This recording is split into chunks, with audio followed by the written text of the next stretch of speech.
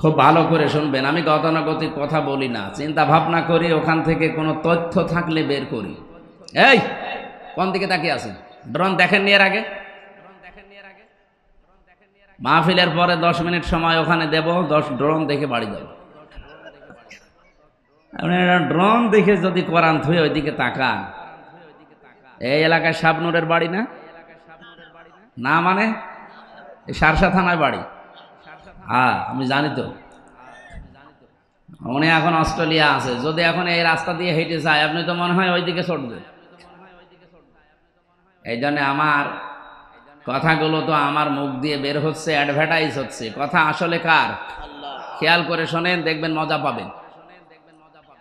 আল্লাহ পাক বলেন, এই একটা কিতাব আপনাকে আমি দিয়েছি, আপনার প্রতি এটা নাজিল করেছি এই কারণে, লিতুখরিজান নাসা মিনাজ যুলুমাতি ইলান নূর, আপনি মানুষদেরকে অন্ধকার থেকে বের করে নিয়ে আসবেন আলোর দিকে।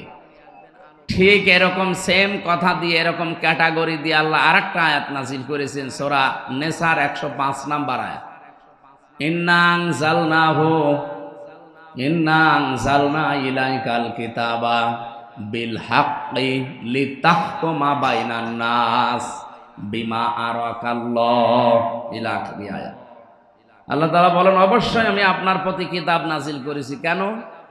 লিতাহকুমা বাইনান নাস, আপনি এইটা দিয়ে মানুষের ভেতরে ন্যায় বিচার করবেন। কিভাবে করবেন? বিমা আরাকাল্লাহ, যেভাবে আল্লাহ আপনাকে দেখিয়েছেন। দেখেন দুইটা আয়াতের প্যাটার্ন কিন্তু প্রায় একরকম। আগে বল, এই কি গো এখানে এত আওয়াজ, কানে আসলে তো আমি কথা বলে যাব। ভাই এখানে যারা আছেন একটু পিছিয়ে জানতেন, একটু পিছান, জান একটু পিছান স্যার, একটু পিছিয়ে নিলে ভালো হয় স্যার, একটু পিছিয়ে নিন তো ভাই। কে কি দেখবেন কি? হ্যাঁ এমনি কথা শোনা যাচ্ছে না? বহুত দূর থেকে তা এসেছেন কি দেখার জন্যে?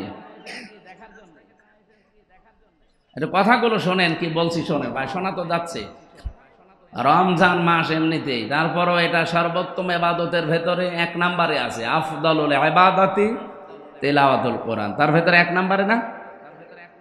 নবীজি তো ফজল শব্দ দিয়ে আরম্ভ করতে পারতেন, আফজল দিলেন কেন? পৃথিবীতে সবচাইতে বড় নেকির কাজ নফলের ভেতরে, এর চাইতে উত্তম আল্লাহর কাছে আর নেই। এই জন্য আহলুল কোরআনি হুম আহলুল্লাহি ওয়া খাসসাতু বলা হয়েছে। যারা কোরআনওয়ালা লোক, এরা শুধু আল্লাহর পরিবারের লোক না, এরা নির্দিষ্ট এবং খাস ব্যক্তি। সেই কোরআনওয়ালা হওয়ার জন্য আজকের এই আয়োজন আমাদের, নাকি?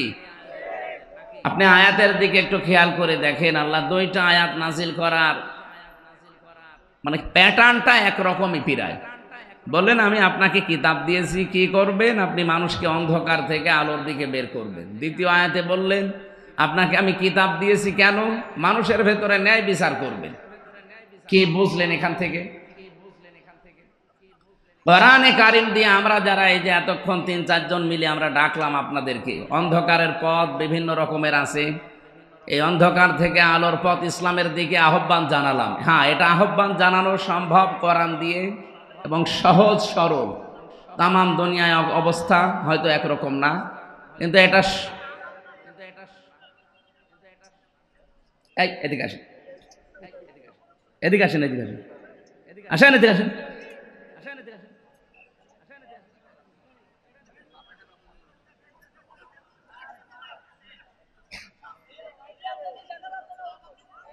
এই মোবাইলটা ওখান থেকে নামিয়ে দেন তো।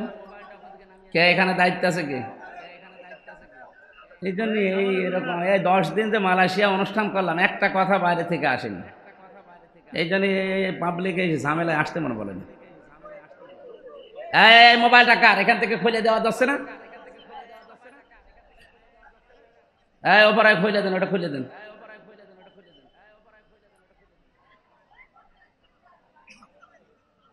যান, এখান থেকে বসেন। এই মোবাইলটা কার? এখান থেকে সরান তো। হয় ওখানে বসেন না বাড়ি চলে যান, যান।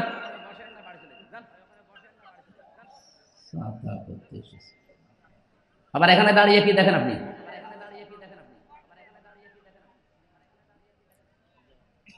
আপনাদের গুরুত্বপূর্ণ কথা থাকলে বলেন, 1 মিনিট সময় দিলাম, বলেন যা ভাল লাগে বলেন। হয়েছে, কথা হয়েছে। আমি বললে কথা বলা যাবে না, আমার তো কথা আসা লাগবে। আপনারা বললে আমি ভুলে যাব।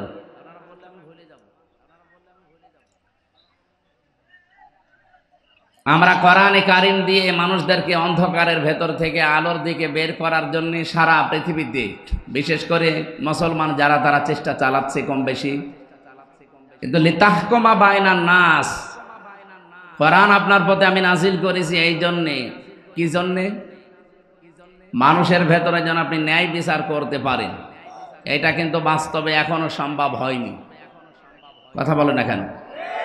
রাসূলুল্লাহকে আল্লাহ যে 4 দফা কর্মসূচি দিয়েছিলেন, 2টা প্রথমে, 2টা শেষের দিকে, 4 জায়গায় আল্লাহ এই আয়াতটা, একই আয়াত ধরন পাল্টিয়ে শুধু শব্দ এলোমেলো করে নাজিল করেছেন। সূরা বাকারা 129 নম্বর আয়াত, সূরা বাকারার 151 নম্বর আয়াত, সূরা আলে ইমরানের 164 নম্বর আয়াত, সূরা জুমার 2 নম্বর আয়াত। আয়াতগুলোর কথা সব এক, খালি একটু শব্দ এলোমেলো আছে। আল্লাহ রাব্বুল আলামিন বলেন, হুয়াল্লাযী বাআসা ফিল উম্মিয়িনা রাসূলাম মিনহুম ইয়াতলু আলাইহিম আয়াতিহি ওয়া ইউযাক্কিহিম ওয়া ইউআল্লিমুহুমুল কিতাবা ওয়াল হিকমা ইলা আখিরি আয়াত। তিনি সে আল্লাহ যিনি তোমাদের কাছে উম্মীদের মধ্যে, নিরক্ষর মানুষদের মধ্যে একজন রাসূল পাঠিয়েছেন। কি করতেন তিনি? ইয়াতলু আলাইহিম আয়াতিহি, তোমাদের কাছে তিনি আল্লাহর আয়াতগুলো তেলাওয়াত করে শোনাতেন। আয়ুযাক্কিহিম, তিনি তোমাদেরকে পবিত্র করতেন। আল্লিমুহুমুল কিতাব, তিনি তোমাদেরকে কিতাবের শিক্ষা দিতেন। আল হিকমা, তিনি তোমাদেরকে হিকমত শেখাতেন। কথাগুলোর দিকে খেয়াল করে দেখবেন, যারা আলেম আছেন তাদেরকে বলছি। প্রথম নবীজিকে বললেন ইয়াতলু আলাইহিম আয়াতিহি, আল্লাহর আয়াত বলতে কি বলেন তো? কোরআন। আরো জোরে বলেন। আল্লিমুহুমুল কিতাব, কিতাব বলতে কি? একই কথা 2 জায়গায় দিলেন কেন? তাফসীর মাহফিলে আলেমরা আসবে এই কারণে, আর যারা সাধারণ মানুষ তারা আসবে এই কারণে, এটা যেন শুনে আপনারা সওয়াব পেয়ে বাড়ি চলে যান। আর ওনাদের জন্য এইটা না, ওনাদের জন্য চিন্তা ভাবনার খোরাকি আছে এখানে। আফালা ইয়াতাদাব্বারুনাল কোরআন, কি হয়েছে তোমাদের? কোরআন নিয়ে কেন চিন্তা ভাবনা করো না? আমরা আয়াতুল্লাহ বলতে আল্লাহর কিতাব বুঝি, কিতাবুল্লাহ বলতেও আল্লাহর কিতাব বুঝি। রাসূল আসবে, উনি আল্লাহর আয়াত তেলাওয়াত করে শোনাবে, তিনি পবিত্র করবে আমাদেরকে, এরপরে আবার বলেন তোমাদেরকে কিতাবের শিক্ষা দেবে। কি এটা? কি প্রথমে যে 2টা কাজ তিনি ইয়াতলু আলাইহিম আয়াতিহি, আল্লাহর আয়াত তেলাওয়াত করে মুহাম্মদুর রাসূলুল্লাহ শুনিয়েছিলেন। আয়ুযাক্কিহিম, এটা দিয়ে তিনি পবিত্রও করেছিলেন, হয়তো ব্যক্তি, পরিবার, এ পর্যন্তই। এরপরে আরো 2টা শব্দ আছে, আল্লিমুহুমুল কিতাবা ওয়াল হিকমা। এই 2টা করতে গেলে অবশ্যই আপনাকে কিতাবের শিক্ষা হিকমতের সাথে এটা বাস্তবায়ন করা লাগবে। ওই জামানায় আরবদেরকে নিরক্ষর বলা হয়, উম্মি বলা হতো। ওরা যতদিন পর্যন্ত কোরআনে কারিম তেলাওয়াত করেছে, নিজেদের ভেতরে সংশোধনী চালিয়েছে, এ পর্যন্ত কোনো সমস্যা দেখা দেয়নি। কিন্তু যখনই আয়াতের এই পরের 2টা শব্দ আল্লিমুহুমুল কিতাব, তিনি তাদেরকে কিতাবের শিক্ষা দিয়েছেন, মানে কিতাবের এটা বাস্তবায়ন করে দেখিয়েছেন। আল হিকমা শব্দের ব্যাখ্যা পড়লে আপনি এটা ক্লিয়ার পেয়ে যাবেন ফি জিলালিল কোরআনের ভেতরে। হিকমা শব্দটা হাকামা থেকে এসেছে। আমরা যারা বিশেষ করে কামেলে যারা পড়ে বা পড়াই, তারা দেখবেন এই যে আমরা হাকিম বলে মানুষকে জানি, পৃথিবীতে হাকিম কিন্তু খুব বেশি মানুষ ছিলেন না। আমরা একজন হাকিমের নাম বেশি শুনি, তার নাম হযরতে লোকমান হাকিম। লোকমান কি ছিলেন? কি জবাব দিলেন না? আমাদের দেশেও হাকিম আছে না নেই? গাছতলায় বসে আছে, হাত দেখে বলে দেয় যে তোর 3 বউ হবে, এ হাকিম। আরো বিভিন্ন রকমের হাক। রোজার মাস তো চাও তো খাওয়া যাচ্ছে না, আর এক ঝামেলা, কাশি উঠে পড়লে তো আর এক সমস্যা হয়ে।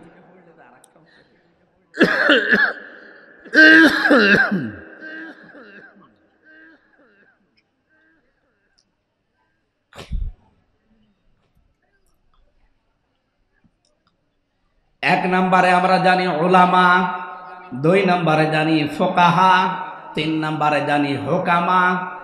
এই যে শব্দগুলোর ব্যাখ্যা আছে না, আলেম বলা হয় তাদেরকে যাদের কাছে জ্ঞান আছে, আলো আছে। আর জ্ঞানের সর্বোচ্চ উৎস কোনটা বলেন তো? আরো জোরে বলেন। এই কিতাবের জ্ঞান যাদের আছে, কিতাবের আলো যাদের কাছে আছে, তারা আরবি ভাষায় কি? আলেম। আরো জোরে বলেন। ফোকাহা, ফকি থেকে এর বহুবচন ফোকাহা। এটা কাদেরকে বলা হয়? এই পৃথিবীতে যেই মানুষগুলো কোরআনের গভীরে ঢুকে কিছু নিয়ে আসতে পারে, এদেরকে ফকি বলা হয়। 3 নম্বরে হুকামা, হাকিম। এটা কারা? কোরআনে কারিমের শুধু জ্ঞান না, শুধু এর ভেতরে ঢুকে তথ্যগুলো নিয়ে আসবে তা না, এখান থেকে এমন কিছু তথ্য পৃথিবীর মানুষকে জানাবে যা এর আগে অনেকেই জানাতে পারে না। হযরত লোকমান হাকিম, ওনার মতো কালো চেহারার মানুষ পৃথিবীতে আর 2 জন ছিল বলে আমরা পেয়েছি। একজন হযরতে মাহজা রাদিয়াল্লাহু তাআলা আনহা, আর একজন হযরতে বেলাল রাদিয়াল্লাহু তাআলা আনহু। এই 2 জন মানুষ ছিল হযরতে লোকমান হাকিমের মতো এরকম কালো চেহারা আর এরকম ঠোঁট ঝোলা।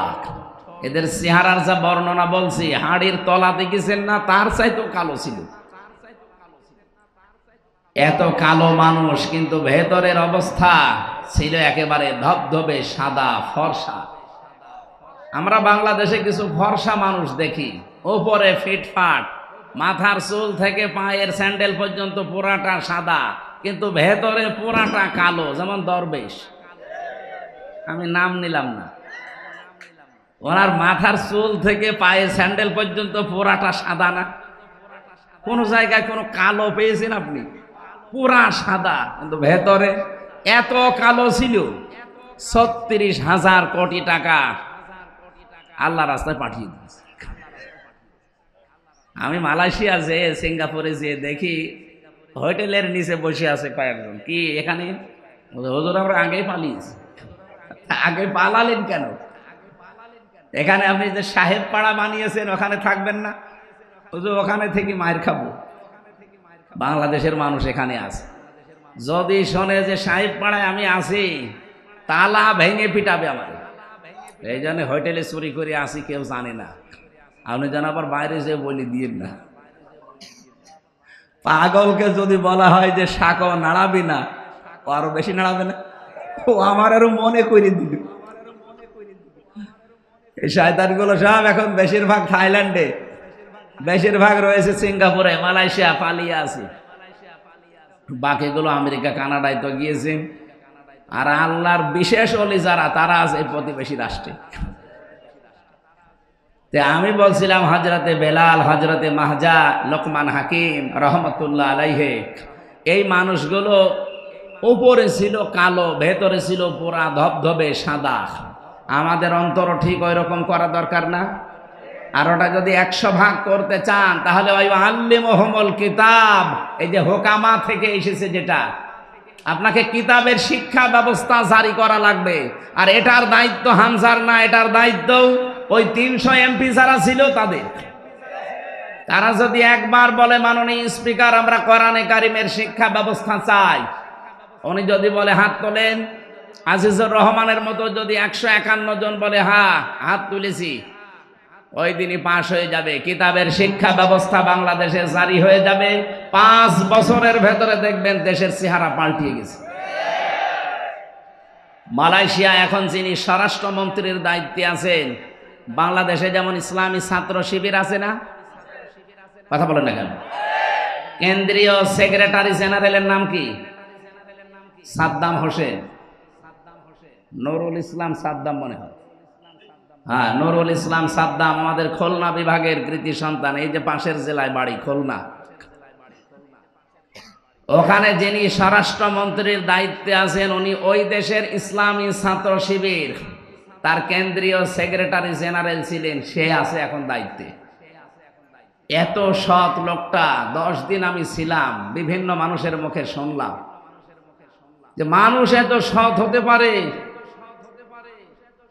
আমরাও চাই ইসলামী ছাত্র শিবির শুধু মালয়েশিয়া না, ইসলামী ছাত্র শিবির শুধু তুরস্ক না, এটা যদি বাংলাদেশের যারা আছে এরাও এই কেন্দ্রীয় সেক্রেটারি সভাপতি এই মানুষগুলো যদি দায়িত্ব এই দেশে পায়, আর এরকম মানুষ যদি 151 জন তৈরি হয়, শিক্ষা ব্যবস্থায় আপনি এই কোরআন দেখবেন 100 মার্কের তৈরি হয়ে গেছে।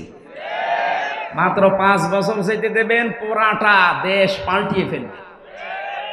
ওয়াস্তব মাওলানা সাইদি সাহেব 50 বছর করে গেল, মুসলমান যা হয়েছে ওনার হাতে, তার চাইতে অধিকাংশ মুসলমান হয়ে গেছে উল্টাপাল্টা। কিন্তু এটা যদি শিক্ষা ব্যবস্থায় আমরা নিয়ে যেতে পারি, এনাদের মতো 151 জন মানুষকে পাঠিয়ে, এটা যদি কেউ রাজনীতি মনে করেন, হ্যাঁ এইটাই আমাদের রাজনীতি, এটা যদি কেউ ধর্ম ব্যবসা মনে করেন, এইটাই আমার ধর্ম ব্যবসা, কারণ আমি চাই এটা যেন সংসদে যায়। এক কথা বলে না কেন? 5 বছর চলতে দেবেন। যার যা দুঃখের কথা বলছিলেন না, কত মানুষ 3 ভাগের 1 ভাগ না খেয়ে থাকে, পোশাক নেই, শিক্ষা নেই, কেন এগুলো থাকবে না কেন? মাত্র 18 বছরে 2004 সাল থেকে আজকে 25 কয় বছর? 19 বছর না না 21 বছর, মাত্র 21 বছরের ব্যবধানে যদি মালয়েশিয়া দাঁড়িয়ে যেতে পারে, তারা তো আমাদের চাইতে নিকৃষ্ট ছিল, নিকৃষ্ট পর্যায়ে ছিল। অথচ এখন তাকিয়ে দেখেন এই যশোরের কত মানুষ যে দেখি ওখানে চাকরি করছে। কেন? এখান থেকে টাকাগুলো পাচার করে ওই সমস্ত দেশে না পাঠিয়ে এই দেশে যদি কর্মসংস্থান তৈরি করে দিতেন, ওই দেশে যে রাস্তা ঝাড়ু দেওয়া লাগতো না, রুটি বানাচ্ছে, কাপড় চোপড় সেলাই করছে, পায়খানা সাফ করছে, কেন এগুলো করা লাগবে কেন? দরকার ওই দেশের মানুষ এসে এই দেশে ওরা আমাদের রাস্তা ঝাড়ু দেবে। এক কথা বলো না কেন? এটা সম্ভব ছিল, ওরা 21 বছরে দাঁড়িয়ে গেছে, আর আমরা 54 বছরও দাঁড়াতে পারি না। একটাই কারণ, এইটা নেই। এটা নিয়ে যান, এই জন্য তো বারবার আহ্বান জানাচ্ছি আমরা যে এইটা নিয়ে যান। 15 বছর সময় দেওয়া লাগবে না, 5 বছরে যদি দেশটা মালয়েশিয়ার মতো করে দিতে না পারে, তাহলে আজ জীবনে কোনোদিন বলবো না যে আমাদের ভোট দিন। এই জন্য কোরআন নাজিল করার আয়াতের প্যাটার্ন দেখেছেন আল্লাহর। 2টা আয়াতই প্রথম অংশ কিন্তু এক ছিল, কিতাবুন আনজালনাহু ইলাইকা এ পর্যন্ত এক, ইন্না আনজালনা ইলাইকাল কিতাব এ পর্যন্ত এক। এরপরে আল্লাহ দিয়েছেন 2 বিষয়, লিতুখরিজান নাস মিনাজ জুলুমাতি ইলান নূর, তোমরা মানুষদেরকে অন্ধকার থেকে আলোর পথ দেখাবে। এটা আমরা দেখাচ্ছি আজ 54 বছর। কিন্তু দ্বিতীয়টা যদি আমরা মানতে পারতাম, মালয়েশিয়ার মতো, সৌদি আরবের মতো, তুরস্কের মতো, আফগানিস্তানের মতো, লিতাহকুমা বাইনান নাস, এই কোরআন দিয়ে আমি বিচার ব্যবস্থা, ন্যায় বিচার কায়েম করব, তাহলে 13 বছর এটিএম আজহারুল ইসলামকে জেলখানায় পড়িয়ে বসা লাগবে। উনি অনেক আগেই বের হয়ে চলে আসতেন। এই কথা বলেন না কেন? ন্যায় বিচার নেই, এই জন্যই মাজলুম মানুষটা জেল খাটতেছে। বিচারপতি পালিয়েছে, মামলার বাদী পালিয়েছে, এমনকি সরকারও পালিয়েছে। যে বিচারপতি রায় দিয়েছিল সেও পালিয়েছে, তো উনি জেলে থাকবে কোন কারণে? আমরা চাই কোরআনে কারিমের লিতাহকুমা বাইনান নাস বিমা আরাকাল্লাহ, আল্লাহ যেভাবে আমাদের দেখিয়েছেন, আল্লাহর দেখানো পদ্ধতিতে বিচার ব্যবস্থা আমরা তৈরি করব। ওখানে কোনো অবিচার হবে না, সব জায়গায় প্রতিষ্ঠিত হবে তখন ন্যায় বিচার। কথা বলেন ঠিক কিনা? এটা কি দেখার আগ্রহ আছে? শুধু সামিয়ানার নিচে সব জায়গায় যেন আগ্রহ থাকে যে আমরা দেখতে চাই বিচার ব্যবস্থায় কোর্টের। আপনি যশোরের আদালতে যান, কোর্টের ইট পর্যন্ত টাকা চাই, টাকা দিয়ে যান। আমি প্রথম যখন 11 সালে জেলে গিয়েছিলাম, আমার জেল থেকে বের করার সময় পুলিশ, মানে আমি প্রথমে কারাগারে, আদালতে ছিলাম, এই যে থানার, বের হয়ে চলে আসছি, আমার বলছে টাকা দেন। টাকা পাবো কোথায়? না, আপনাকে যারা দেখতে এসেছিল আমরা জানি আপনাকে টাকা দিয়েছে। আরে শয়তানে তো ওই পর্যন্ত জানে। পরে আর কি, ওই সময় 11 সালে 10 টাকা দিলাম, তাও খুশি। এমন কোন দিক বিভাগ আছে বাংলাদেশে যেখানে এরকম টাকা চাই না? কথা বলে না কেন? প্রত্যেকটা একটা ফাইল এখান থেকে উপরে উঠতে চায় না টাকা ছাড়া। এই দৃশ্য আর সামনে আমরা দেখতে চাই না। এই জন্যই তো এত কিছু করা লাগছে। এই দৃশ্য যেন কেউ সামনে আর কেউ তৈরিও করতে না পারে, সজাগ থাকা লাগবে। নাই তো এই 2732 জন মানুষ জীবন দিয়ে গেল, 34,000 মানুষ এখনো পর্যন্ত হাসপাতালে কাতরাচ্ছে। তাদের সাথে বেঈমানি করা হবে না? আপনি আবু সাহেলের সামনে কি, আবু সাইদের সামনে কি জবাব দেবেন? মুগ্ধর সামনে কি জবাব দেবেন? যদি আবার চাঁদাবাজি শুরু হয়, আবার যদি ঘাট দখল শুরু হয়, তো কি জবাব দেবেন আপনি? জবাব যেন দিতে পারেন, সেই জন্য আমরা এমন পরিবেশ তৈরি করতে চাই আগামীতে কিয়ামত পর্যন্ত দেশে যেন কেউ ঘাট দখল করতে না পারে। কত মানুষ নীরবে কাঁদতেছে যে আমি 600 টাকা উপায় করে 300 টাকা চাঁদা দেওয়া লাগে। একটা কথা হইল? এই দৃশ্য বাংলাদেশ আর দেখতে চাই? তাহলে কি করা লাগবে? শুধু মানুষকে কোরআন দিয়ে ডেকে আলোর দিকে নিয়ে আসবো না। আমরা এই কিতাবের শিক্ষা, এই কিতাবের বিচার, এই কিতাবের অর্থনীতি সবগুলো প্রতিষ্ঠিত করে এই জমিনে দেখাতে চাই। বিমা আরাকাল্লাহ, আল্লাহ যেভাবে আমাদেরকে দেখিয়েছেন। ওয়ালা তাকুল্লিল খায়িনিনা খসীমা, হে নবী আপনি খিয়ানতকারী যারা তাদের পক্ষ নিয়ে বিতর্ক করবেন না। আজ বাংলাদেশে প্রমাণ হয়ে গেছে এই 54 বছরে কারা জাতির সাথে, নিজেদের সাথে খিয়ানত করেছি। এক কথা বলে না কেন? যারা খিয়ানত করেছে আমরা তাদেরকে চিনি না? এই খেয়ানতকারীদের পক্ষ নিয়ে তারা ঝগড়া করেন আমাদের সাথে। আপনার বিবেক আছে? এই জন্য আমরা চাচ্ছি আল্লাহ যেভাবে আমাদের দেখিয়েছেন এটা আমরা বিচার ব্যবস্থায় ন্যায় বিচার কায়েম করার জন্য নিয়ে যাব। গরু ছাগলের ভেতরে, কার ভেতরে? বাইনান নাস, মানুষের ভেতরে। আল্লাহ আমাদেরকে যেন কোরআনের দ্বারা এটার তৌফিক দান করেন, বলেন আমিন। নবীজি 4টা কাজ করেছিলেন। প্রথম নাম্বার, তিনি কোরআন তেলাওয়াত করে মানুষকে শোনাতেন, মানুষদেরকে পবিত্র করতেন, তার নফস, তার পরিবার, তার সমাজ, এভাবে তিনি চেষ্টা চালিয়েছিলেন। কিন্তু আল্লিমুহুমুল কিতাব, এটা যতদিন পর্যন্ত তিনি কায়েম করতে না পেরেছেন ততদিন সুদ বন্ধ হয়নি, ঘুষ বন্ধ হয়নি, সাদাবাজি ওই জামানায় ছিল ওইটাও বন্ধ হয়নি। কথা বলেন ঠিক কিনা? এই জন্য আমাদের উচিত হবে, যারা আজ বলেন আমরা নবীওয়ালা কাজ করি না, আপনার নবীওয়ালা কাজ হচ্ছে না। এদিকে তাকান, নবী কি জন্ম থেকে নবী বলে কেউ বলতো যে আপনি নবী? কয় বছরে বলেন? 40 বছরে তখন যিনি নবী হলেন, কি পেয়ে নবী হয়েছিলেন? এই কোরআনে কারিম পাওয়ার পরে যিনি নবী হলেন, নবী হওয়ার পরে তো এই কাজগুলো আল্লাহ তাকে দিলেন। ওয়াল্লাযী বা'সা ফিল উম্মিয়িনা, তিনি সে আল্লাহ যিনি উম্মিদের ভেতরে পাঠিয়েছেন, নবী পাঠিয়েছেন, রাসূল পাঠিয়েছেন।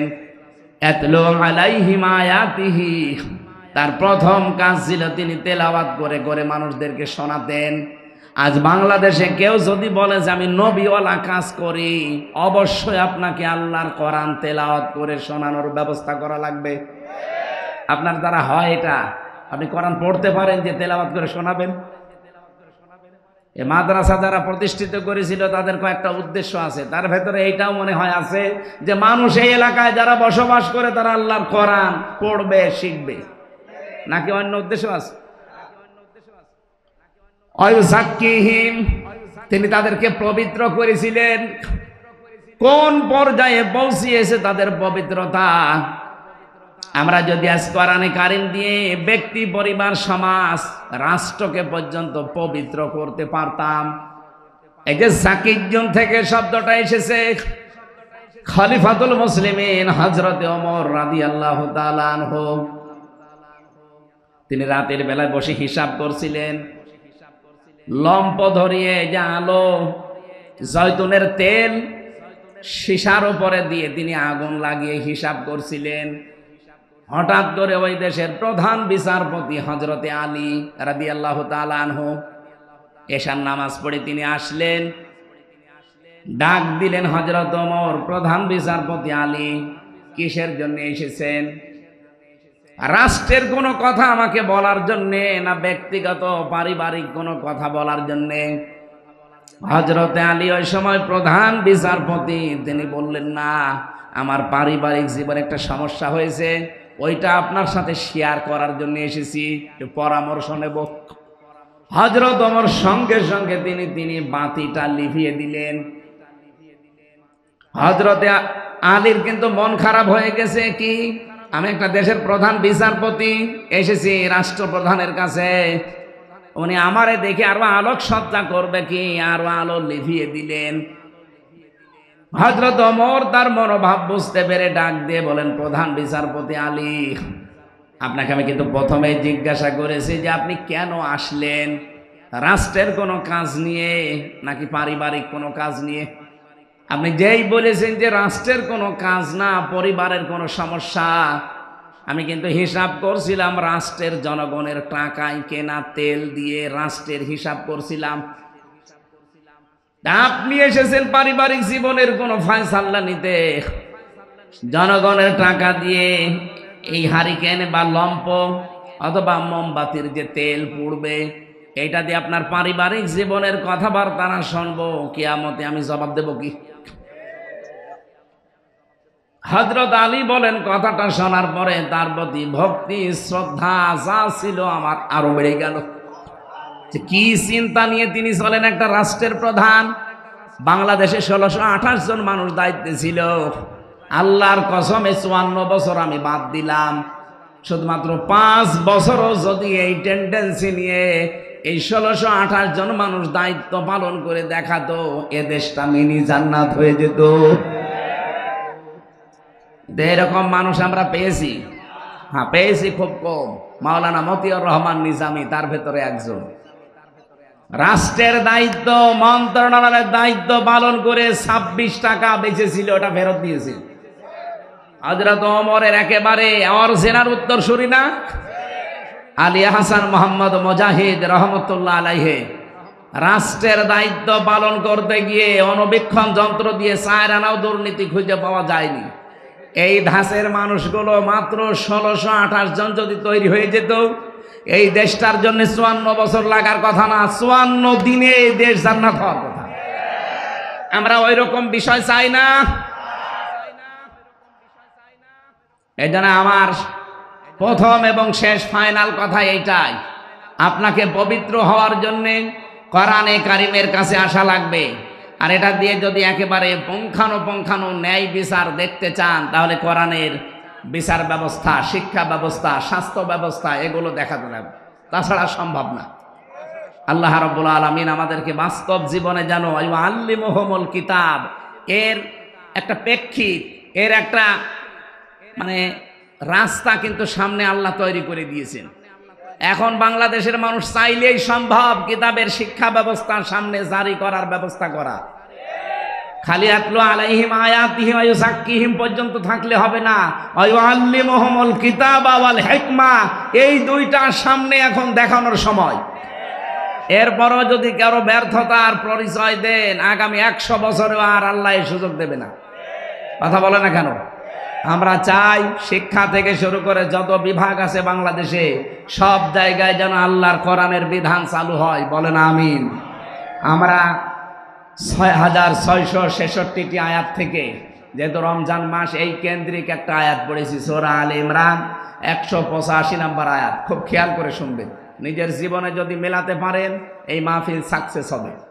আর যদি বলেন এসেছি সুর শোনার জন্য, শুনে চলে গেলাম, যান, আপনি আগে চলে যান, আমি একটা টান দিয়ে দিই, টান শুনে চলে যান নাকি? আল্লাহ রাব্বুল আলামিন বলেন, কুল্লু নাফসিন যায়িকাতুল মাউত আতুওয়াফাউনা উজুরাকুম ইয়াউমাল কিয়ামাহ। অবশ্যই প্রত্যেকটি জীব মৃত্যুর স্বাদ গ্রহণ করবে। কিয়ামতের ময়দানে প্রতিটি মানুষকে আমি আল্লাহ তার পারিশ্রমিক পরিপূর্ণ করে দেব। হযরতে আবু দারদার জীবনী পড়ছিলাম, তিনি বলেন আয়াতটা পড়লে আমার কেমন যেন একটা অজানা ভয় চলে আসতো, যে কিয়ামতের দিন আল্লাহ নাকি আমাকে পরিপূর্ণভাবে আমার উজরত দিয়ে দেবে। আমার সবচাইতে বেশি ভয় হয় আমি যা কামাই করেছি সব যদি আল্লাহ আমারে দিয়ে দেয় তে আমার তো টানা সম্ভব না। দুনিয়ায় বাবার বোঝা সন্তান বহন করতে পারে, সন্তানের বোঝা বাবা বহন করতে পারে। আল্লাহ পাক বলেন ওয়ালা তাসিরু ওয়াজিরাতু বিজরা উখরা, কিয়ামতের ওই ময়দানে কেউ কারো বোঝা বহন করবে না। এজন্য পৃথিবীতে যে যতটুকু পাপ করছেন ওই পাপটা আল্লাহ কিয়ামতের দিন বোঝা আকারে আপনার পিঠের উপরে তুলে দেবে। قد خسر الذين كذبوا بلقاء الله حتى إذا جاءتهم الساعة بغتة قالوا يا حسرتنا على ما فرطنا فيها। সূরা আনামের 30 নম্বর আয়াতে আছে অবশ্যই ওই মানুষগুলো ক্ষতিগ্রস্ত হয়ে গেছে, হবে না। কদ খসিরা মাজির সিগা, অবশ্যই ক্ষতিগ্রস্ত হয়ে গেছে, সর্বনাশ হয়ে গেছে ওই মানুষগুলোর জন্য। কিয়ামতের দিন আল্লাহর সাথে যে সাক্ষাৎ হবে, আল্লাহর সামনে যে জবাব দেওয়া লাগবে, উনি যে পরিপূর্ণভাবে আপনাকে পারিশ্রমিক দিয়ে দেবে, এটা যারা বিশ্বাস করে না। হাত্তা ইদা জাতুহুমুস সাআহ, হঠাৎ করে যখন তাদের সামনে মরণ চলে আসে। এখানে সাআতুনের অর্থ দুইটা। এখানে আলেম যারা আছেন সাআতুনের অর্থ ভালো করে মিলাবেন দুইটা। এক নম্বরে সাআতুন মানে মৃত্যু, দুই নম্বরে সাআতুন মানে কিয়ামত। হ্যাঁ, এটা মরণও হতে পারে, কিয়ামতও হতে পারে।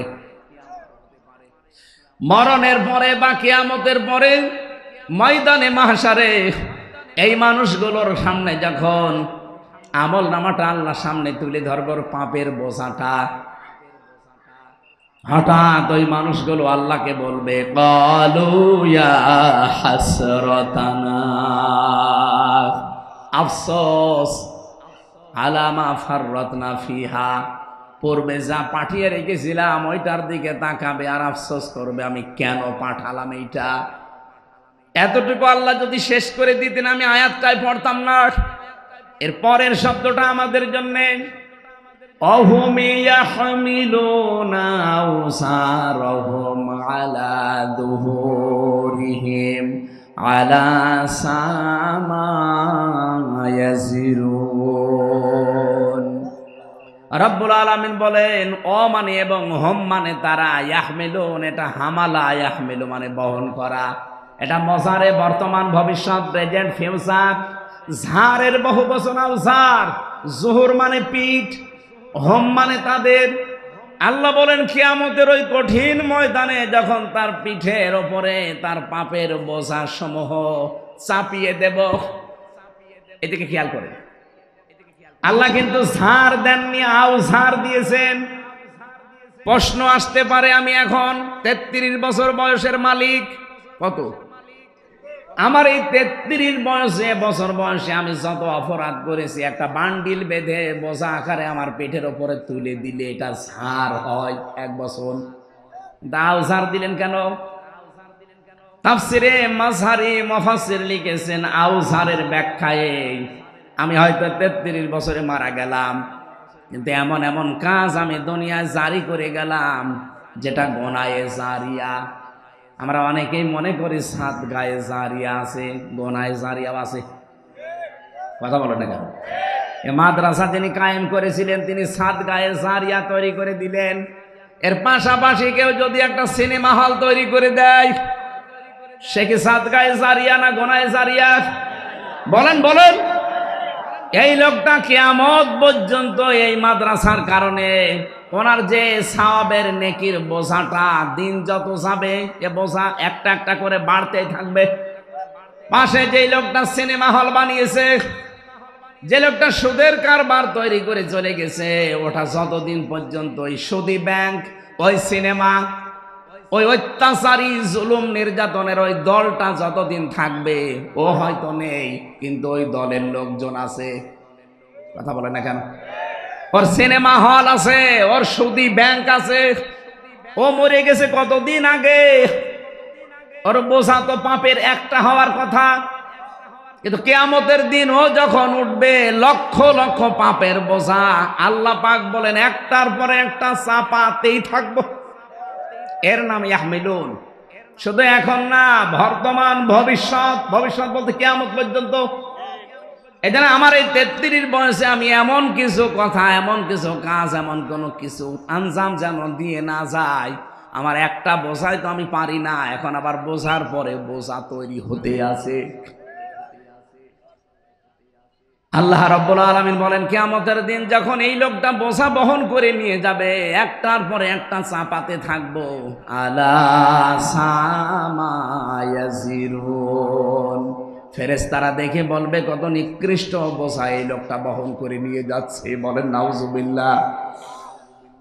আজকে হয়তো একজনকে হত্যা করে রাস্তা দিয়ে গেলে আপনাকে মানুষ খুনি বলে তাড়া দেবে, ধর্ষণ করে গেলে ধর্ষক বলে তাড়া দেবে। এখন কি এমনকি বাংলাদেশে এখন যে পজিশন, ধর্ষণ করে যদি আপনি জেলে যান আর আপনার পক্ষে যদি কোনো উকিলও দাঁড়ায়, জনগণ সে উকিলকেও পিটিয়ে মেরে ফেলবে।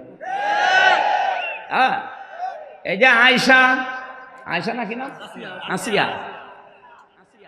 এই মেয়েটাকে যারা ধর্ষণ করেছিল, ওই ধর্ষকদের পক্ষে যে উকিল দাঁড়িয়েছে, ওই উকিল পর্যন্ত পিটানি খেয়েছে।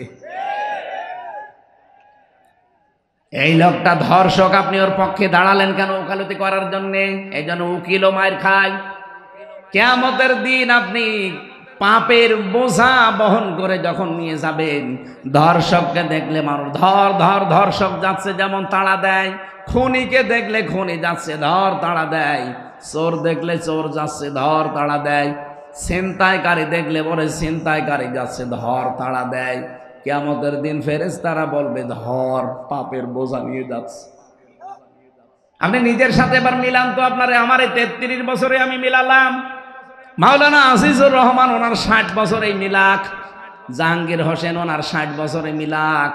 কিয়ামতের দিন আমরা যা করেছি কিন্তু আল্লাহ আমার পিঠের ওপরে তুলে দেবে। যাই করেন, পাপের বোঝা যদি আল্লাহ তুলে দেয়, ফেরেশতারা যদি বলে দেখ কত নিকৃষ্ট বোঝা হামজা বহন করে নিয়ে যাচ্ছে, ওই সময়ের যে লজ্জা আমি কার কাছে দেব বলেন? লজ্জা যেন না লাগে সেই সময় এখনই। এখনো সূর্য পশ্চিম দিকে ওঠে নাই, এখন আমার মরণের গড়গড়ানি শুরু হয়নি, সুতরাং পরিবর্তন হওয়ার সুযোগ নেই। বলেন বলেন, এক্ষুনি সময় পাল্টান। শয়তান তো বাধা আছে, শয়তান তো আপনাকে ধোঁকা দিতে পারবে না। কি বাধা নেই? এরপরেও যদি আপনি পরিবর্তন হতে না পারেন, আপনি মনে করবেন আপনি নিজেই একটা শয়তান। শয়তান বাধা আছে, এরপরও এত সুযোগ থাকার পরও আপনি যদি পাল্টাতে না পারেন, শয়তান বাধা আছে, আপনি পাল্টাতে পারেন না, আপনাকে ধোঁকা দেয় কে? তার মানে আপনি নিজে একটা শয়তান। কথা বলে না কেন? তাহলে আপনার থেকে তো এখন আমার মনে হয় আশ্রয় চাওয়া লাগবে। আমরা আউযু বিল্লাহি মিনাশ শাইতানির রাজিম বলি, এখন বলা লাগবে আউযু বিল্লাহি মিনাজ যশর তো বলা যাচ্ছে না। এই জন্য আমরা এই মুহূর্তে সিদ্ধান্ত নেওয়া লাগবে, কিয়ামতের দিন আল্লাহ প্রত্যেককে তার উজুরত যা করেছে লোকটা একেবারে পঙ্খানো দেবে, কোনো কম বেশি নেই। ফামান যুহজিহা আনিন নার, খুব কঠিন শব্দ। আমি ব্যাখ্যায় পড়তে গিয়ে আমি নিজে আশ্চর্য হয়ে গেছি, এর আগে আমি এভাবে বুঝিনি। ফামান যুহজিহা, আল্লাহ রাব্বুল আলামিন বলেন যেই লোকটাকে বাঁচিয়ে দেওয়া হবে, যুহজিহা আনিন নার, জাহান্নামের আগুন থেকে বাঁচানো হয়েছে না বাঁচানো হবে? বলেন বলেন। তার মানে পরীক্ষা আমাদের সবার সামনে আছে। ফামান যুহজিহা আনিন নার, যে লোকটাকে জাহান্নামের আগুন থেকে বাঁচানো হবে, ওয়া উদখিলাল জান্নাতা ফাকাদ ফাজ, এবং যাকে জাহান্নামে প্রবেশ করানো হবে না করানো হয়েছে? করানো হবে। যেই লোকটাকে জাহান্নামের আগুন থেকে বাঁচানো হবে, জান্নাতে প্রবেশ করানো হবে, ফাকাদ ফাজ, সেই লোকটা সফল। তাহলে সফলতার মানদণ্ড এই দুনিয়া না, সফলতার মানদণ্ড হচ্ছে কিয়ামতের ময়দানে যাকে আল্লাহ জাহান্নাম থেকে মুক্ত করে জান্নাতি বলে ঘোষণা দিয়ে দেবে। দ্বিতীয় ব্যাখ্যা কি? এটা তো আখিরাতের ব্যাখ্যা গেল। দ্বিতীয় ব্যাখ্যা কি? আর একটা ব্যাখ্যা আছে ফি জিলালিল কোরআনে। মুফাসসির লিখেছেন দুনিয়ার জীবনে আল্লাহ যাকে জাহান্নামের কাজগুলো আস্তে আস্তে ছেড়ে দেওয়ার তৌফিক দেয় আর জান্নাতের কাজগুলো আস্তে আস্তে করার মতো সুযোগ দেয়, ফাকাদ ফাজ, সেই লোকটার জীবনও সফল। আপনি এবার ভাবেন, রমজানের আগে যেমন ছিলেন রমজানে অবশ্যই তেমন নেই, পাল্টিয়েছেন কিছু। বাকি 11 মাস যদি এভাবে পাল্টিয়ে পাল্টিয়ে আপনার জীবন শেষ করতে পারেন, আপনি মনে করবেন আপনার জীবনকে আমার আল্লাহ ফাকাদ ফাজ, সফলতার দ্বার প্রান্তে পৌঁছিয়ে দিচ্ছে। আর যদি মনে করেন না আগে 2টা বিড়ি খাতাম, এখন রোজার পরে 4টা করে খাচ্ছি, তাহলে মনে করবেন আমি জান্নাতের থেকে আস্তে আস্তে জাহান্নামের দিকে এগিয়ে যাচ্ছি।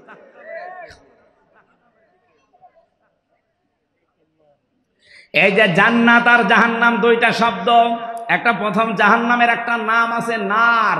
জাহান্নামের নাম কি? এই জাহান্নামের নার, আগুন, এটা পুরাটাই যেহেতু আমার আল্লাহ আগুন দিয়ে জ্বালিয়ে রেখেছেন, এই জাহান্নামে আল্লাহ দেবেন কাদের? এই জায়গায় একটা প্রশ্ন আছে। রব্বুল আলামিন জানিয়েছেন ফাম ওয়াবুরসাতিল জাহিম লিমাইয়ারা ফাআম্মা মান তাগা ওয়া আসারাল হায়াতাদ দুনিয়া ফাইন্নাল জাহিমা হিয়াল মাআওয়া। বলেন আল্লাহু আকবার। রব্বুল আলামিন বলেন জাহান্নামকে সেদিন দৃশ্যমান করা হবে, তোমাদের সামনে নিয়ে আসা হবে।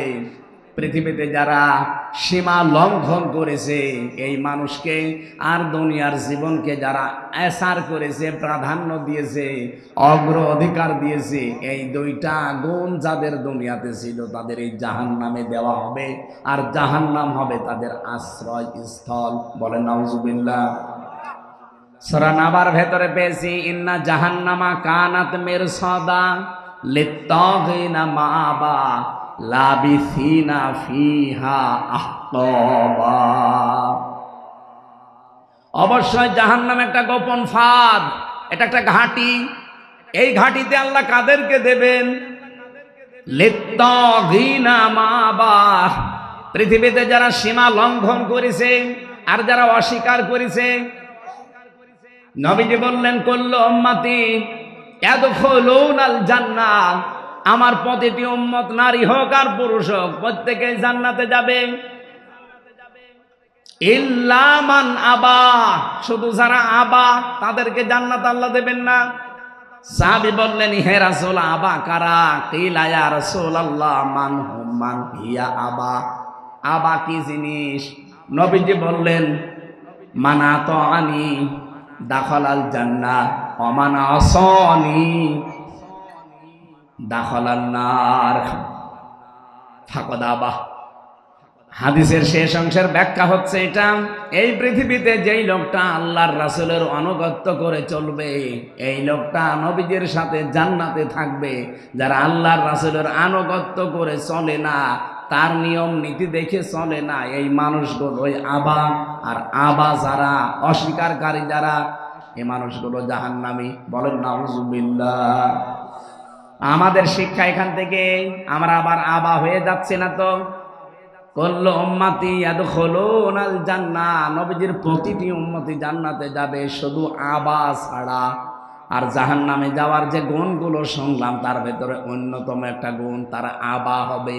আবা মানে অস্বীকারী। কি অস্বীকার করে? সত্যকে সত্য জানার পরেও যারা অস্বীকার করে এই মানুষগুলো হচ্ছে নবীজির ভাষায় আবা। আর জাহান্নামের বর্ণনা দিতে গিয়ে আমার আল্লাহ এটাই জানিয়েছেন লিত্তাগিনা মাআবা।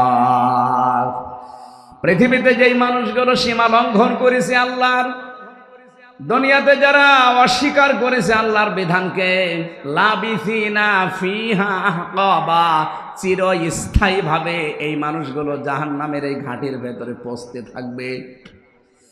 ও যশোরবাসী, যে জাহান্নামে যাওয়ার এখানে আমরা 2টা গুণ কিন্তু পেয়েছি অলরেডি।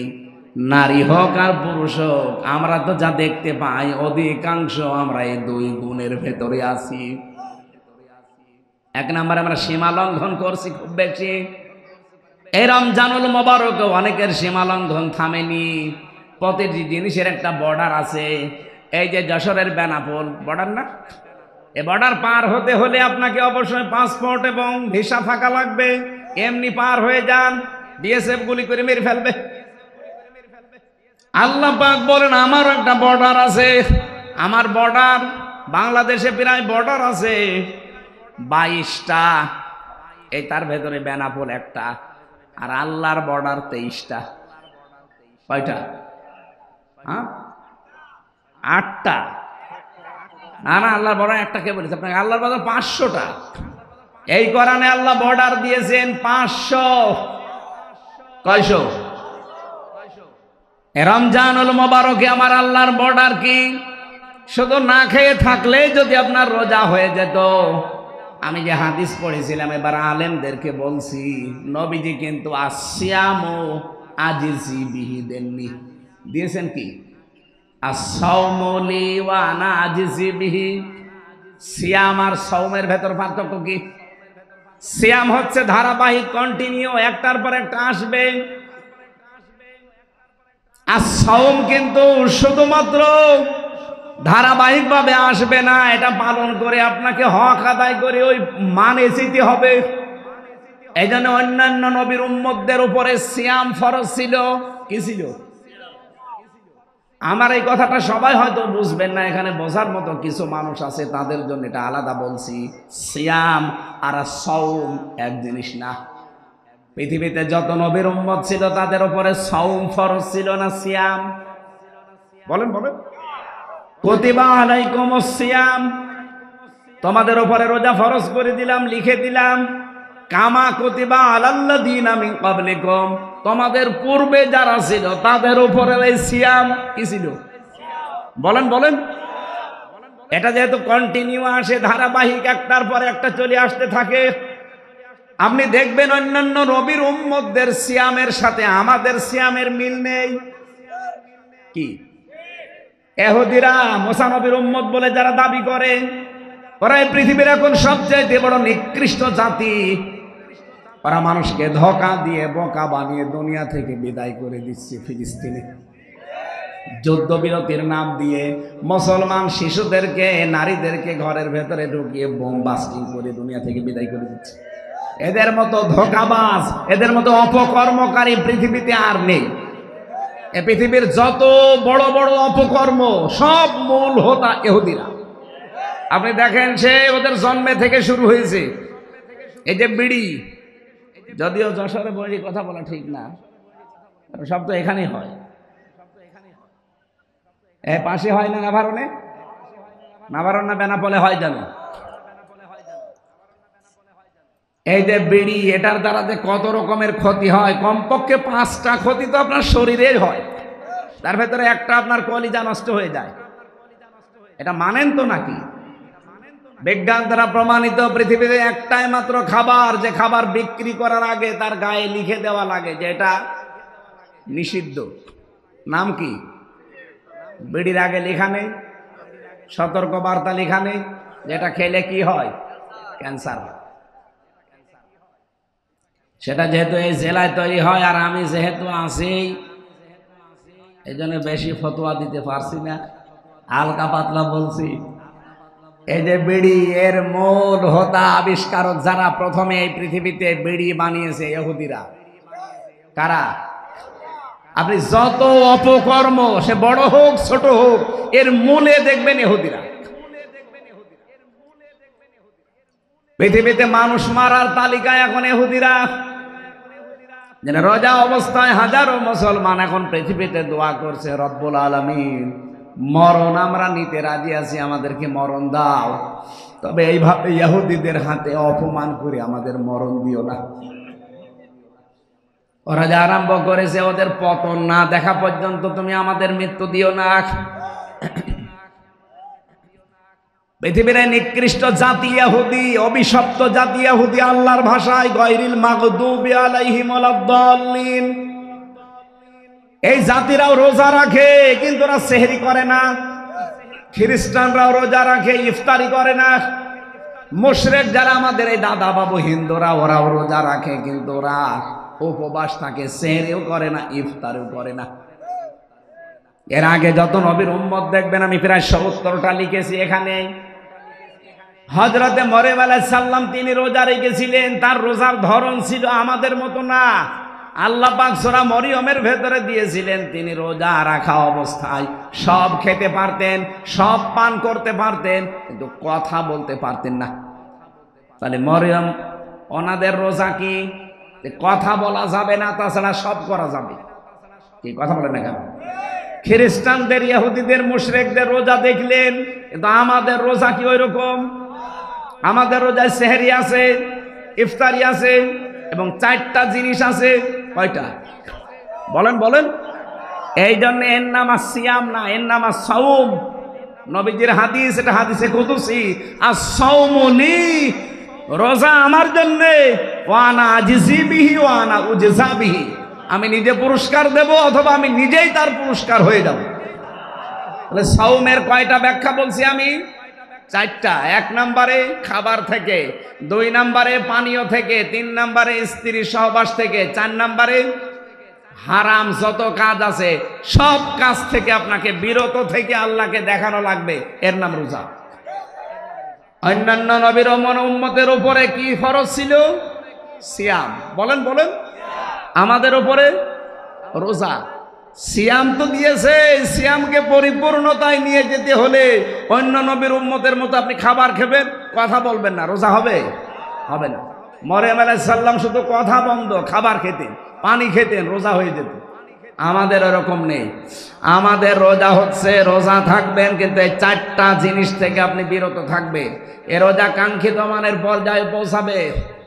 আল্লাহ রাব্বুল আলামিন জাহান্নামের যে আগুন আছে এখান থেকে বাঁচিয়ে রায়্যান নামক একটা দরজা দিয়ে এমন জান্নাতে প্রবেশ করাবে, যেখানে প্রবেশ করা হয়ে গেলে আল্লাহ তালাবদ্ধ করে দেবে, অন্য কাউকে আর ঢুকতে দেবে না। সুতরাং রায়্যান নামে এই দরজাটা আমরা, প্রশ্ন পরে দিন,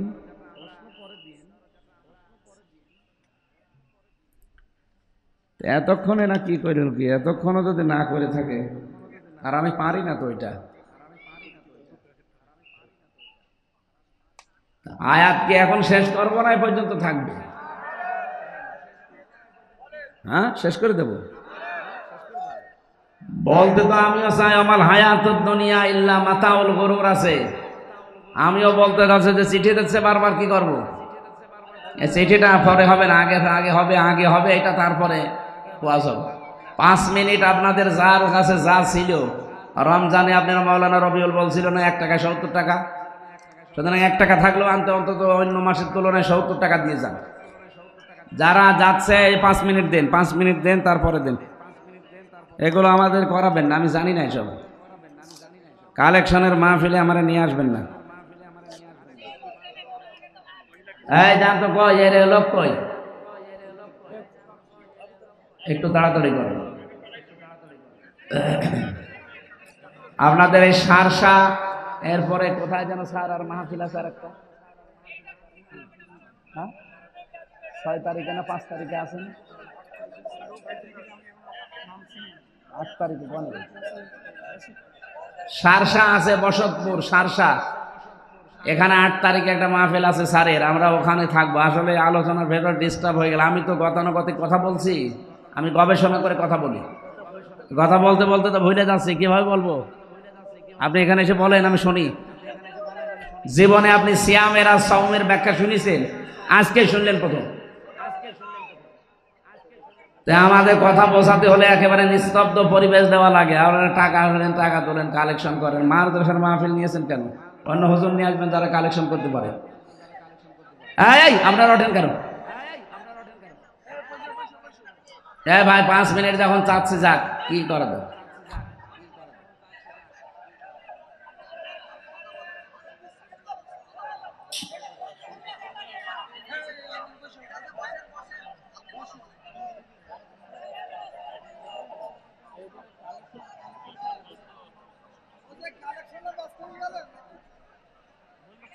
এই মাদ্রাসার জন্য দাদা আমি জীবনও এটা তো বলতামও না, আমি এরকম পারিও না। কালেকশন করতে হলে অনেক হাওয়া দেওয়া লাগে, পাম্প দেওয়া লাগে, সাথে আমি কিছুই পারি না। সুবহানাল্লাহ আলহামদুলিল্লাহ লা ইলাহা ইল্লাল্লাহ সুবহানাল্লাহ আলহামদুলিল্লাহ লা ইলাহা ইল্লাল্লাহ মুহাম্মাদুর। এই দাদা বসেন বসেন। আপনার দাদার বয়স এখনো হয়নি, কিন্তু দাড়ি নেই তো, এই জন্য মনে করছে মনে হয় অন্য ধর্মের লোক। আপনার দাড়ি রাখবেন ভাই, বয়স তো আমার বাবার মতো মনে হচ্ছে। দাড়ি রাখেন না কেন? দাড়ি রেখে দেবেন, সুন্নত নবীজির এটা। যারা দাড়ি কাটেন তারা তো 24 ঘন্টায় গোনাতে আসেন, নবীজির গলায় ছুরি দেওয়ার মতো গোনা হয়। এই জন্য এটা যারা রাখেননি আপনারা রেখে দেবেন। আমরা আসল সফলতা আসল বিফলতার কথা শোনাচ্ছিলাম। পৃথিবীর জমিন সফল এবং বিফল হওয়ার জায়গা না। এই পৃথিবীতে যদি আমি সারা জীবন না খেয়ে খেয়েও মারা যায়, অপমান হয়েও মারা যায়, মরণের পরে যদি আল্লাহ জাহান্নামের কাছ থেকে, জাহান্নামের আগুন থেকে বাঁচিয়ে জান্নাতি বলে ঘোষণা একবার দিয়ে দেয়, ফাকাদ ফাজ, আমার জীবন সফল। আমরা ওই রকম জীবন তৈরি করার জন্য রেডি আছি না? আমাল হায়াতুদ দুনিয়া ইল্লা মাতাউল গুরুর। আল্লাহ খুব আফসোস নিয়ে জানিয়েছেন, পৃথিবীর জমিনটা প্রতারণা, খেল তামাশা, ধোকাবাজি ছাড়া কিচ্ছু না। আপনার মা বাবা ওইটাও ধোকা। মনে আসতে পারে, হ্যাঁ হুজুর মা বাবার কথা বললেন, তাদের দিকে চাকালে সওয়াব হয়, হজের সওয়াব হয়, কিন্তু তারাও ধোকা। যেহেতু মাতাউল গুরুর বহু বচন দিয়েছেন আল্লাহ, পৃথিবীর কোনো কিছু ধোকা বাদ দিয়ে নেই। আপনি মা বাবার যে হক আছে ওইটা আদায় করবেন না, মা বাবারও মন পাবেন না। কি কথা বলেন না কেন? স্ত্রী আমাকে ভালোবাসে, স্ত্রীও ধোকা। আমি নিজের থেকে বলছি, আমি যদি এখন হামজা আমার 33 বছর, আমার ম্যাডামের 26 বছর, এখন যদি সত্যি আপনারা বলেন যে হুজুর মরে গেছে, ও হয়তো কান্নাকাটি করবে, পাগল হয়ে যাবে 2-3 দিন। 7 দিনের ভেতরে দেখবেন স্বাভাবিক হয়ে গেছে। 4 মাস 10 দিনের ভেতরে ওর মার বাবা এসে আমার মা বাবাকে বলবে হামজা তো মরিয়ে গেছে, মেয়ে এখন রেখে করব কি, দেন অন্য জায়গায় বিয়ে দেব। ঠিক মানে দেবে। 7 দিন পরে দেখবেন ম্যাডাম ওর বাবারে কল দিয়ে বলবে, আব্বা হামজা তো কি ছিল, এ জামাই পেয়েছি 100 ভাগ ভালো, একেবারে পারফেক্ট জামাই, অথচ আমি কি করিনি তার জন্য। সব ভুলে যাবে মাত্র 7 দিনে। কয়দিনে? দুনিয়ার জীবনটা পুরা ধোকা। হ্যাঁ আমি স্ত্রীর সাথে ভালো ব্যবহার করব, আমার স্বামীর হক আমি আদায় করব, এই জন্যে এটা দিয়ে যেন আমার আখিরাত তৈরি হয়। এক কথা বলেন না কেন? আমার সন্তানের প্রতি আমার দায়িত্ব পালন করব, যেন এটা দিয়ে আমার আখিরাত তৈরি হয়। তাছাড়া পৃথিবীতে এই চোখ খোলা আছে, সম্পর্ক আছে, চোখ বন্ধ হয়ে গেলে সম্পর্ক শেষ, সব সম্পর্ক কাট হয়ে যাবে। ফাইদা নুফিখা ফিস-সূর ফালা আনসাবা বাইনাহুম ইয়াউমাইদি ওয়ালা ইয়াতাসালুন। নসবের বহু বচন আনসব। আল্লাহ বলেন একটা সম্পর্ক থাকবে না, চোখ বন্ধ, সব সম্পর্ক কাট হয়ে যাবে। আপনার স্ত্রী আপনার আর পরিচয় থাকবে না, আপনার সন্তান আপনার পরিচয় নেই। এমনকি কোরআনের আয়াতের ব্যাখ্যা হচ্ছে, কিয়ামতের দিন কোন কোন সন্তান তার মায়ের পা ধরে থাকবে 500 বছর। 500 বছর পরে ওর মুখের ওপরে লাথি দিয়ে বলবে, সন্তান পাবো কোথায়, দুনিয়ায় বিয়েই হয় না। এই জন্য দুনিয়ার জীবনটা যেহেতু ধোকা, খেল তামাশা, রং তামাশা, এটা গুরুর। আমি সহ প্রত্যেকেই যেন এটা বোঝবান হই। আমি এটা জেলে যেয়ে আরো বেশি বুঝেছি, কারণ আমি ওখানে আটকা জীবনে ছিলাম। বাস্তবতা আমি বুঝেছিলাম যে দুনিয়ার জীবন তো আসলেই ধোকা। আমি যদি এখন মরে যেতাম কি হইতো, এখান থেকে লাশটা বের করে দিত, 2-4 দিন ম্যাডাম কান্নাকাটি করে কবরে দিয়ে ওই বলতো আল্লাহ আমার স্বামীকে মাফ করে দিও, দিয়ে আর একটা সংসার করে ঠিক চালিয়ে যাচ্ছে কাজ। এই জায়গায় পড়ে যদি আমার বিশাল আখেরাত আমি নষ্ট করে ফেলি, আমার মতো পাগল দুনিয়ায় আছে। এই জন্য পাগলামি করা যাবে না। রমজানুল মোবারক সংযমী হওয়ার মাস, যেহেতু আমরা অনেকে সংযম অলরেডি হয়ে গেছি, আর সামনে আরো বেশি সংযম হওয়ার চেষ্টা চালাবো। আর রোজায় থেকে তো 2 ঘন্টা প্রায় 30 মিনিট, ওখানে 1 ঘন্টা 15 মিনিট, এখানে 1 ঘন্টা 15 মিনিট, এই 2 ঘন্টা 30 মিনিট আমার গলা শুকিয়ে যাচ্ছে। আগামীতে আবার আসবো, যখন রমজানের পরে আবার মাহফিল আছে, রমজানের পরে স্যারের এখানে আছে, বসতপুরে আছে, ওখানে কথা বলবো ইনশাআল্লাহ। আল্লাহুম্মা আমিন। লা ইলাহা ইল্লা আনতা সুবহানাকা ইন্নী কুনতু মিনাজ জালিমিন। আল্লাহ তাআলা রমজানুল মোবারকে আমার অসুস্থ শরীর, গলাও শুকিয়ে যাচ্ছে, এই জন্য আমি আর বেশিক্ষণ টানতে পারলাম না। যতটুকুই বলেছি আল্লাহ আমল করার সুযোগ দাও। এই আয়াতটা আমাদের জীবনে তুমি 100 ভাগ কার্যকর বানিয়ে দাও। কিয়ামতের দিন যেন এই আয়াতটা আমাদের পক্ষে সাক্ষী দিয়ে জান্নাতে পৌঁছিয়ে দেয়। ফামাগে যুহজিহা আনিন নার ওয়া উদখিলাল জান্নাতা ফাকাদ ফাজ। জাহান্নাম থেকে যাকে মুক্ত করে জান্নাতি বলে তুমি ঘোষণা দিয়ে জান্নাতে পৌঁছিয়ে দেবে, তার জীবন সফল।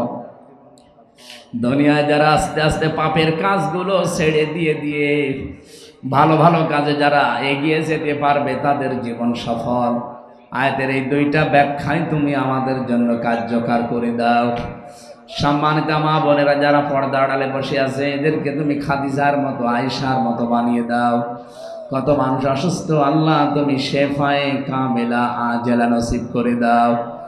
যে পরিবারে শান্তি নেই, মেয়েদেরকে তুমি শান্তি দান করো। যারা অসুস্থ, অনেকে এমন রোগ আছে মানুষের কাছে বলাও যায় না, আল্লাহ আমাদের রোগগুলো তুমি শেফা দিয়ে দাও। সন্তানাদি যাদের দিয়েছো আল্লাহ মানুষের মতো মানুষ বানাও। দুনিয়ার জীবনের সফর শেষ করলে তারা যেন দোয়া করে, রব্বির হামহুমা কামা রব্বায়ানি সাগীরা। মাহফিলের সম্মানিত সভাপতি, প্রধান অতিথি, বিশেষ অতিথি, যত মানুষ এখানে এসেছে সবাইকে তোমার কাছে দিয়ে গেলাম, ওমরের মতো বানিয়ে দাও। এই গগা এলাকায় মাটির নিচে যত মানুষ ঘুমিয়ে আছে, কোরআনের ইজ্জতে মাফ করে দাও। আল্লাহ তাআলা কখন কার কাছে আজরাইল এসে যায় জানি না, যখনই আসবে জীবনে একবার হলেও যেন বলতে পারি লা ইলাহা ইল্লাল্লাহু মুহাম্মাদুর রাসূলুল্লাহ। আসসালামু আলাইকুম।